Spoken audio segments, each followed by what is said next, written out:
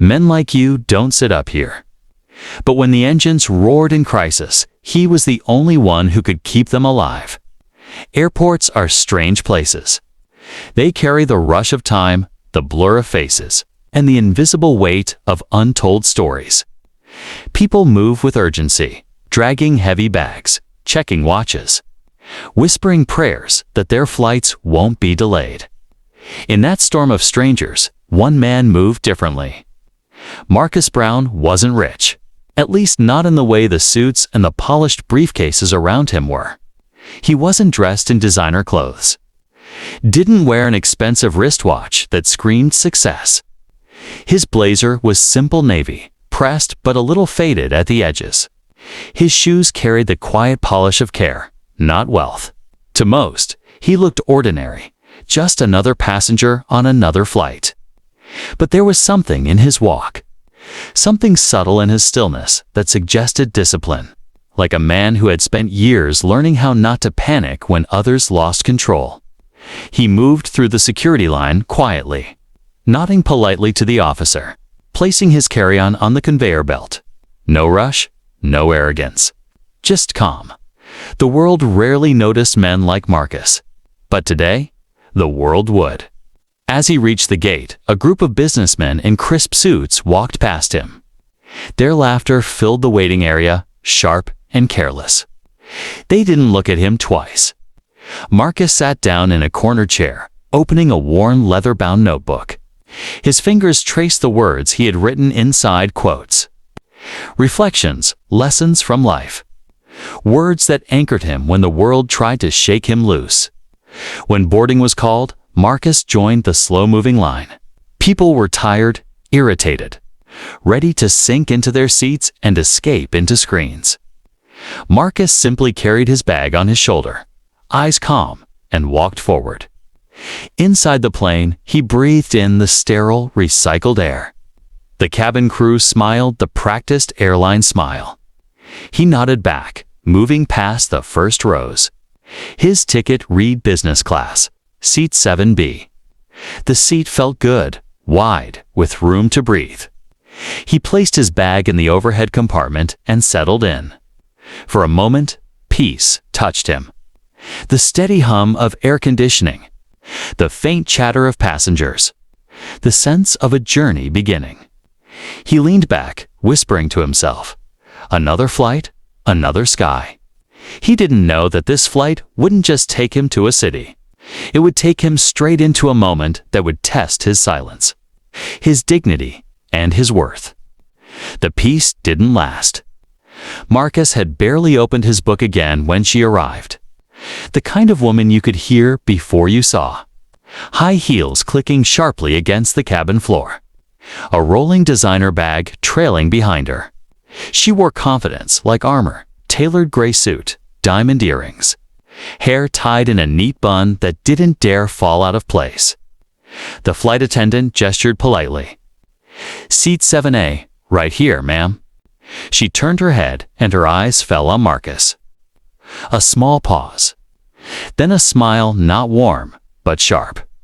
She slid into her seat beside him, sighing dramatically. Well, she said, loud enough for the man across the aisle to glance over. Guess they'll let anyone in business class these days. Marcus didn't respond.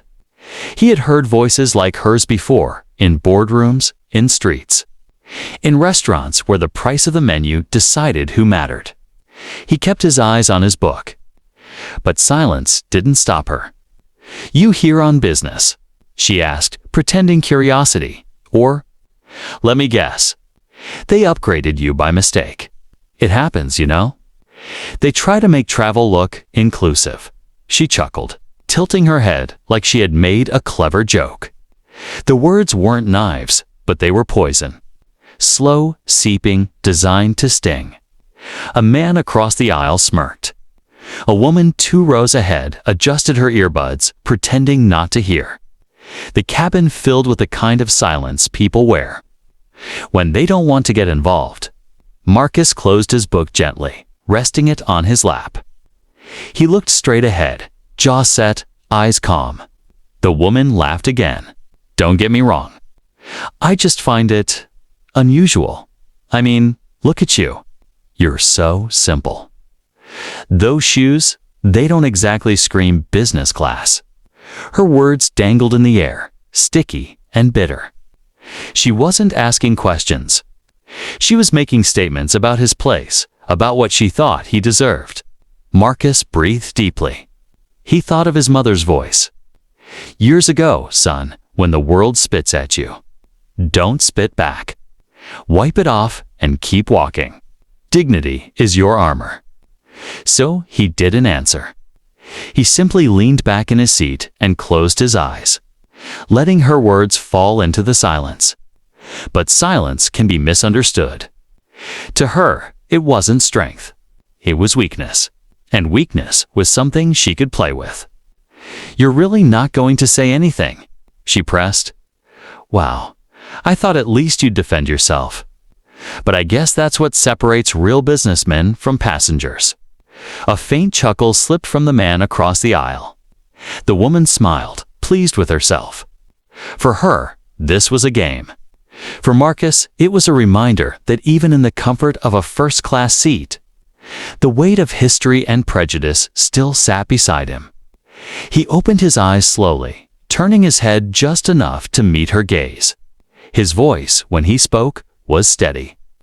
Respect, he said quietly, isn't about the seat you buy.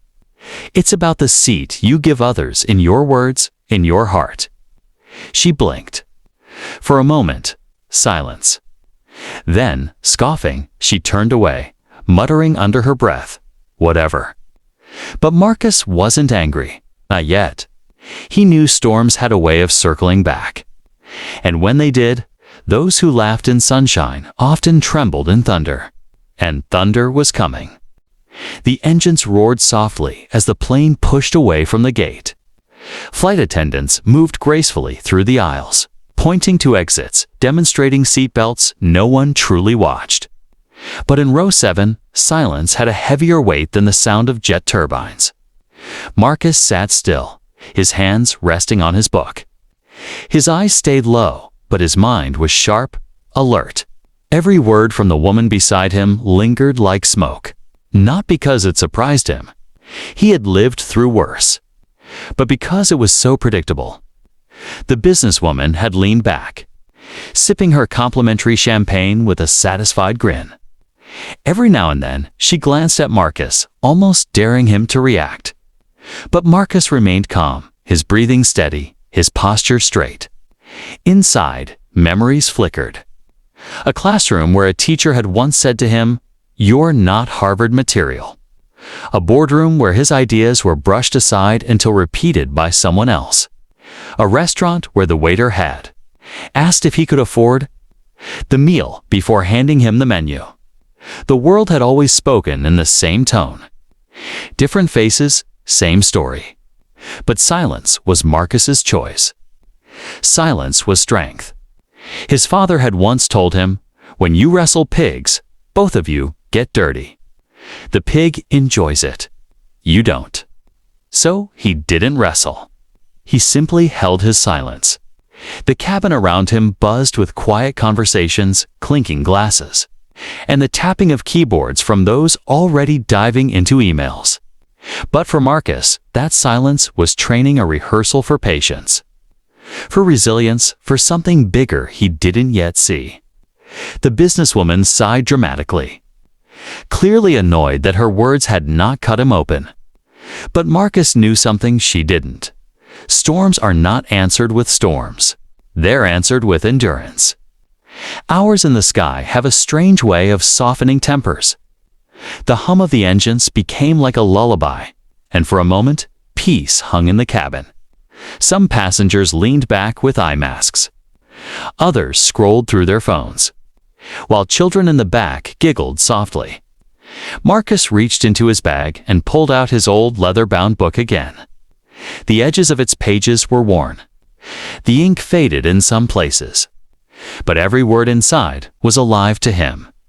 He opened to a page he had written years ago. A man's value is not proven by applause. It is proven by what he does when no one claps at all.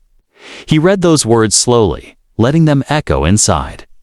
The businesswoman noticed, her eyes narrowing. She chuckled, sipping more champagne. Self-help books, huh? Guess we all need something to dream about. Marcus didn't answer. He didn't even look at her. Instead, he underlined a sentence with a small pencil. But something unexpected stirred in a young passenger across the aisle. A boy, maybe 12 years old, had been watching Marcus quietly for some time. His own book lay closed on his lap, forgotten. He leaned toward Marcus and whispered, "Excuse me, sir. What are you reading?" Marcus turned, and his expression softened. He held the notebook gently, like it was more than paper. "It's something I wrote myself," he said kindly. "Notes on how to stay strong when life tests you." The boy's eyes lit up. "Can I hear one?" Marcus smiled, flipping to another page. He read aloud, softly but firmly.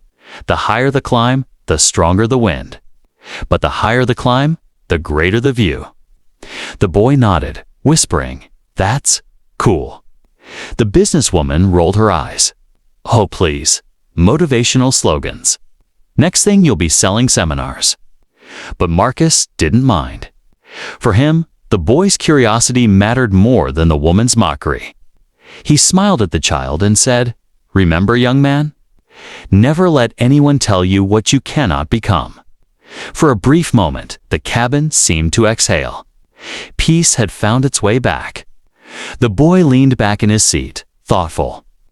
Marcus closed his notebook gently, gazing out the window at the endless stretch of clouds. But peace in life is fragile. It never lasts long. It began with a faint sound. A cough, then another. At first, no one noticed.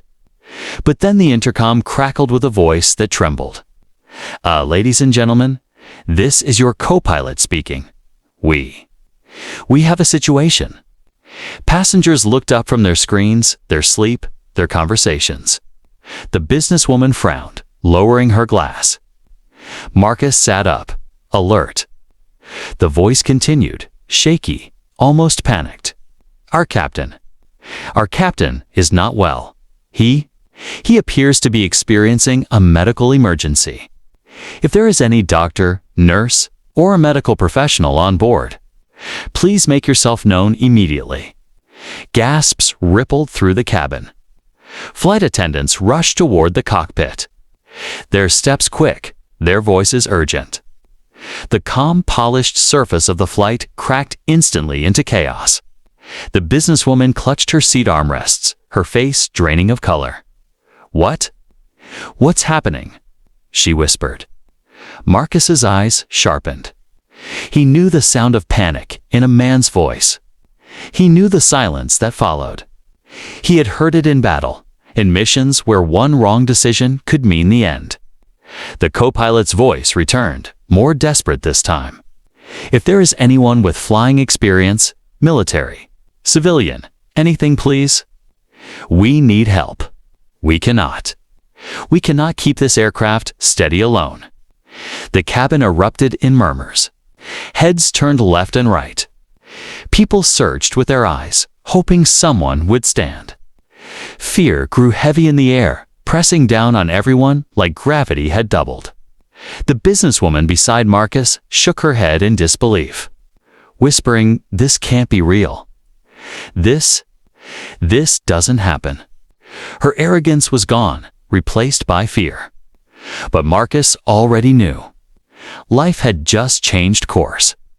The silence he carried, the discipline he held, was about to be tested in a way no insult, no mockery ever could. The storm had arrived. The co-pilot's voice shook through the speakers again.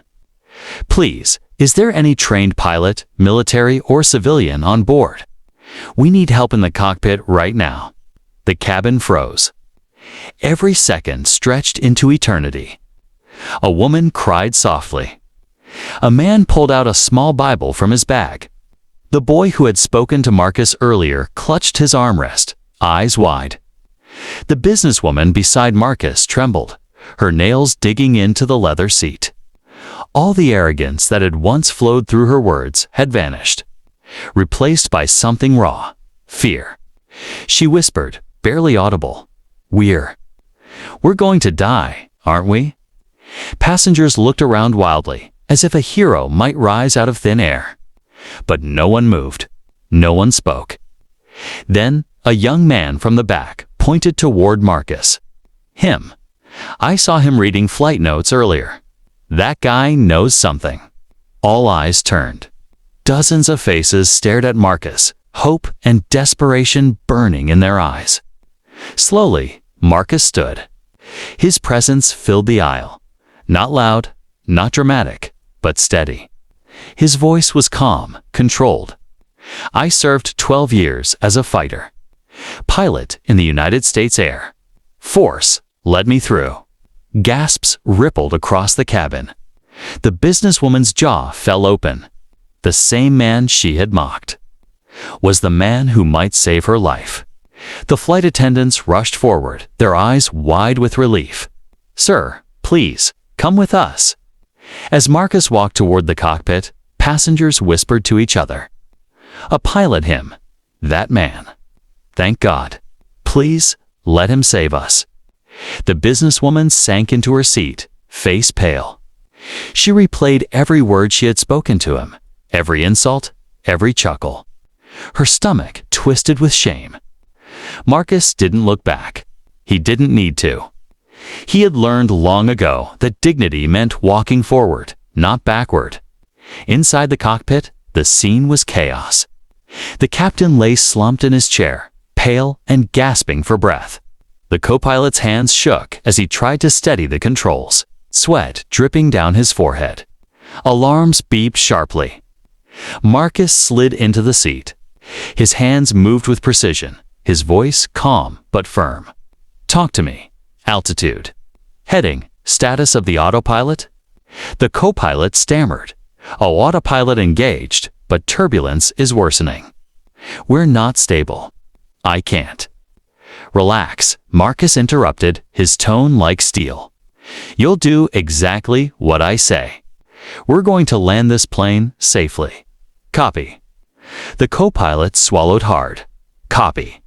The cabin tilted slightly as turbulence struck. Drinks spilling, passengers gasping. Fear spread like fire. But in the cockpit, Marcus's world narrowed to controls, gauges, and instincts forged in the military skies. His voice carried calm authority. "Adjust flaps. Correct heading 2 degrees left. Hold steady." The co-pilot followed, his panic slowly easing under Marcus's command. In the cabin, silence reigned. Passengers prayed, whispered, or sat frozen. The boy leaned against the window, whispering, "He's gonna save us." The businesswoman gripped her seat so tightly her knuckles turned white. She looked toward the cockpit door, her mind battling guilt and terror. The man she had belittled was her only lifeline. Minutes dragged into hours. Every dip of the plane brought gasps. Every correction Marcus made steadied the trembling metal bird. His voice never wavered. His eyes never left the horizon. He thought back to nights in Afghanistan, where jets screamed through hostile skies. He remembered missions where silence had been survival. Now, that silence was strength again, not for him, but for hundreds of lives depending on him. Finally, through the windshield, city lights glimmered in the distance. The runway appeared, a silver strip in the darkness, glowing with promise. Marcus's voice lowered, focused. "We're coming home." The descent was sharp. Passengers clutched each other, bracing. The businesswoman whispered, "Please, God, please." Marcus adjusted controls with surgical precision. The wheels screeched as they touched the ground, sparks flying. The plane shook violently, then slowed, until finally silence filled the cabin. They had landed, safe, alive. For a moment, no one moved. Then cheers erupted, echoing through the cabin. Applause, shouts, sobs of relief. People cried openly, hugging strangers. The boy jumped up, shouting, "He did it! He saved us. Marcus sat back, exhaling slowly. He wasn't looking for applause. For him, saving lives was duty. But the roar of gratitude filled the plane nonetheless. When Marcus stepped out of the cockpit, every eye turned toward him. Some clapped. Some whispered, "Thank you." Some bowed their heads in respect. But one pair of eyes refused to meet. His, at first, the businesswoman's. Her arrogance had been stripped away, leaving only shame. Slowly she stood, her voice trembling. I was wrong about you. I'm sorry." Marcus looked at her calmly, his words deliberate. Respect shouldn't come after fear. It should be given to all, always. He didn't wait for her reply. He simply picked up his bag, nodded politely to the crew, and walked off the plane with quiet dignity. The passengers would never forget his face, his calm, his strength. The boy who had heard his words would carry them for life. And the businesswoman.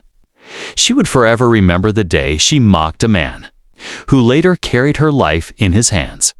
Moral of the story is that true strength is silent until it's needed, and respect is not earned by fear, but given through humanity.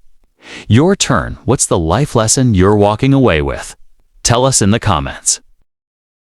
Like and subscribe the channel for more interesting videos.